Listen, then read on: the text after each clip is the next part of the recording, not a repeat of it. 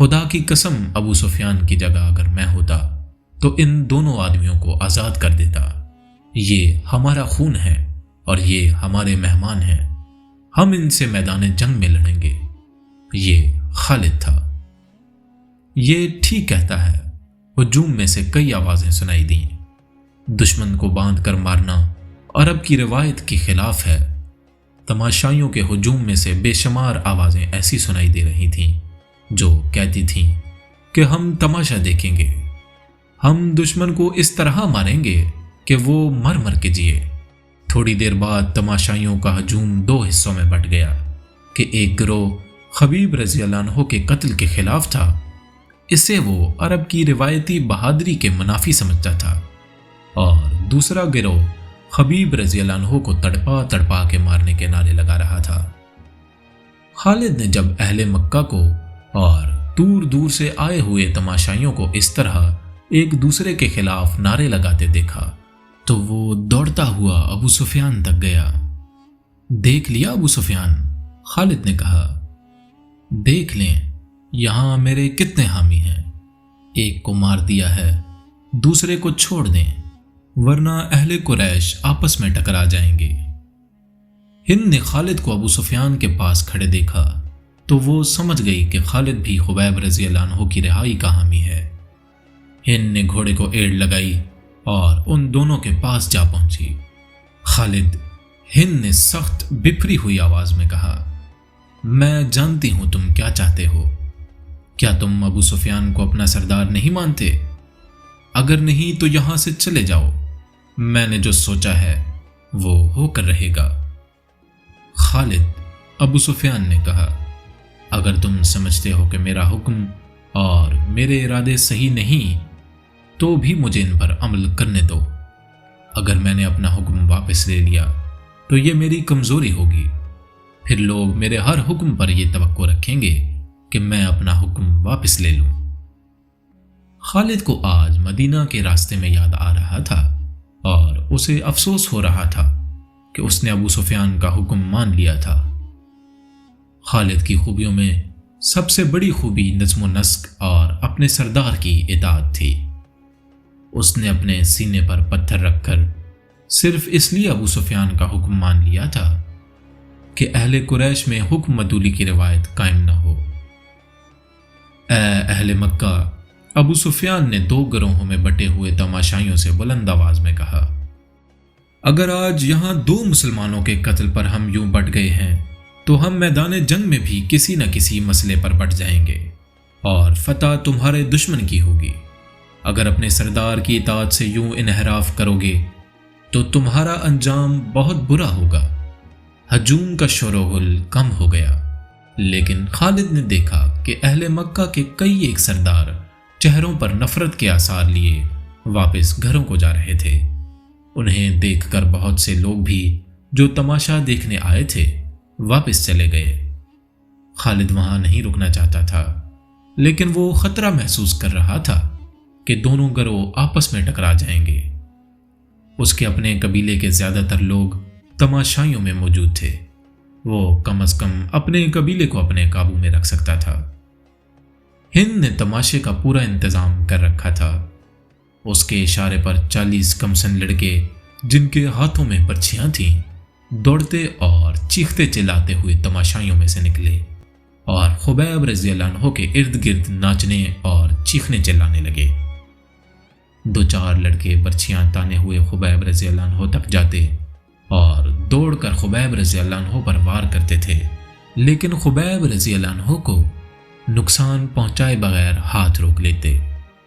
خبیب رضی اللہ عنہ بدکتے اور نعرہ لگاتے تھے، میرا خدا سچا ہے اور محمد صلی اللہ علیہ وسلم خدا کے رسول ہیں۔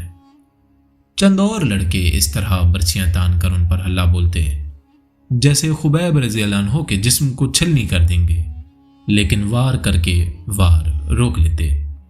خبیب رضی اللہ عنہ کے بدکنے پر تماشائیوں کا ہجوم داد و تحسین کے نعرے اور کہکہے لگاتا۔ لڑکوں کا یہ کھیل کچھ دیر جاری رہا۔ اس کے بعد لڑکوں نے یہ طریقہ اختیار کیا کہ برچھی کا وار بڑی زور سے کرتے لیکن خبیب رضی اللہ عنہ کے جسم پر اتنا سوار لگتا کہ برچھیوں کی انیاں کھال میں ذرا سی اتر کر پیچھے جاتی۔ بہت دیر تک یہی کھیل چلتا رہا، تماشائی داد و تحسین کے نعرے اور خبیب رضی اللہ عنہ اللہ اکبر اور محمد الرسول اللہ صلی اللہ علیہ وسلم کے نعرے بلند کرتے رہے۔ خبیب رضی اللہ عنہ کے کپڑے خون سے لال ہو چکے تھے۔ ابو جہل کا بیٹا اکرمہ ہاتھ میں برچھی لیے ان لڑکوں کے پاس جا پہنچا اور انہیں ہدایات جاری کرنے لگا۔ لڑکے اب اپنی برچھیاں خبیب رضی اللہ عنہ کے جسم میں چبو رہے تھے۔ وہ گول دائرے میں گھومتے اور ناچتے تھے۔ خبیب رضی اللہ عنہ کے جسم کا کوئی بھی حصہ ایسا نہ رہا جہاں برچھی نہ چبھی ہو اور وہاں سے خون نہ ٹپک رہا ہو۔ ان کے چہرے پر برچھیاں ماری گئیں۔ جب بہت دیر گزر گئی اور لڑکے ناچ ناچ کر اور برچھیاں چبھو چبھو کر تھک گئے تو اکرمہ نے لڑکوں کو وہاں سے ہٹا لیا۔ خبیب رضی اللہ عنہ خون میں نہائے ہوئے تھے اور ابھی زندہ تھے اور ہر طرف دیکھ رہے تھے۔ ان کے نعروں میں کمی نہیں آئی تھی۔ اکرمہ ان کے سامنے کھڑا ہو گیا اور برچھی تان کر خبیب رضی اللہ عنہ کے سینے میں اتنی زور سے ماری کہ فاصلہ کم ہونے کی وجہ سے برچھی خبیب رضی اللہ عنہ کے جسم سے پار ہو گئی۔ خبیب رضی اللہ عنہ شہید ہو گئے۔ ان کی لاشیں یہی بندھی رہنے دو، ہند کی گرجدار آواز سنائی دی۔ اب کئی دن ان کی لاشوں کے گلنے سڑنے کا تماشا دیکھتے رہو۔ یہ واقعہ جولائی 625 عیسوی کا تھا، جو خالد کو یاد آ رہا تھا۔ اس نے اپنے دل میں درد کی ٹیس محسوس کی۔ خبیب اور زید رضی اللہ عنہ کے قتل نے قریش کے سرداروں میں اختلاف کا بیج بو دیا تھا۔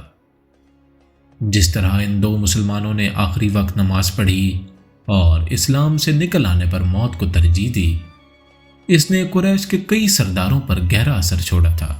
خود خالد نے اگر اسلام کی نہیں تو خبیب رضی اللہ عنہ اور زید رضی اللہ عنہ کی دل ہی دل میں بہت تعریف کی تھی۔ ابو سفیان اور اس کی بیوی ہند کے خلاف اس کے دل میں ناپسندیدگی پیدا ہو گئی تھی۔ جنگجوؤں کو شیوا نہیں تھا۔ اس نے اپنے آپ سے کہا، یہ جنگجوؤں کو زیب نہیں دیتا۔ ایک روز وہ ان سرداروں کی محفل میں بیٹھا تھا جو رسول خدا صلی اللہ علیہ وسلم کے ان دو اصحاب رضی اللہ عنہ کے قتل کے خلاف تھے۔ کیا تم سب جانتے ہو کہ مارے جانے والے یہی دو نہیں بلکہ 6 مسلمان تھے؟ خالد نے پوچھا۔ ہاں، ایک آدمی نے جواب دیا، یہ شارجہ بن مغیث کا کام ہے۔ وہ ان 6 مسلمانوں کو دھوکے سے پھندے میں لایا تھا اور اس کے پیچھے مکہ کے یہودیوں کا دماغ کام کر رہا ہے۔ خالد نے کہا، اور اس میں یوہاوا یہودن نے 2-3 اور یہودی لڑکیاں ساتھ لے جا کر اپنے اور ان کے حسن کا جادو چلایا۔ یوہاوا جادوگرنی ہے۔ ایک سردار نے کہا کہ بھائی کو بھائی کے ہاتھوں ذبح کرا سکتی ہے۔ کیا یہ خطرہ نہیں کہ یہودی ہمیں بھی ایک دوسرے کا دشمن بنا دیں گے؟ کسی اور سردار نے کہا، نہیں، ایک بوڑھا سردار بولا، وہ محمد کے اتنے ہی دشمن ہیں جتنے ہم ہیں۔ یہودیوں کا مفاد اس میں ہے کہ وہ ہمارے اور مسلمانوں کے درمیان دشمنی اتنی پکی اور اتنی شدید کر دیں کہ ہم مسلمانوں کا نام و نشان مٹا دیں۔ ہمیں یہودیوں پر شک نہیں کرنا چاہیے، ایک سردار نے کہا، بلکہ ضرورت یہ ہے کہ ہم یہودیوں کو مسلمانوں کے خلاف زمین کے نیچے استعمال کریں، لیکن ایسے نہیں جیسے شارجہ نے کیا۔ خالد نے کہا، اور ایسے بھی نہیں کہ جیسے ابو سفیان اور اس کی بیوی نے کیا۔ کیا تم سب جانتے ہو کہ یوہاوا مکہ کے چند ایک یہودیوں کے ساتھ مدینہ چلی گئی ہے؟ بوڑھے سردار نے پوچھا اور خود ہی جواب دیا، وہ مدینہ اور ارد گرد کے یہودیوں اور دوسرے قبائل کو مسلمانوں کے خلاف ابھاریں گے۔ اسلام کے فروغ سے وہ لوگ خود خطرہ محسوس کر رہے ہیں۔ اگر محمد کا عقیدہ پھیلتا چلا گیا اور میدان جنگ میں محمد کے پیروکاروں کا یہی جذبہ رہا تو جو ہم دیکھ چکے ہیں تو خدائے یہودا کا بھی سورج غروب ہو جائے گا۔ لیکن یہودی لڑنے والی قوم نہیں، خالد نے کہا۔ وہ میدان جنگ میں ہمارا ساتھ نہیں دے سکتی۔ مسلمانوں کے لیے وہ میدان جنگ میں زیادہ مہلک ثابت ہوں گے، ایک اور سردار نے کہا۔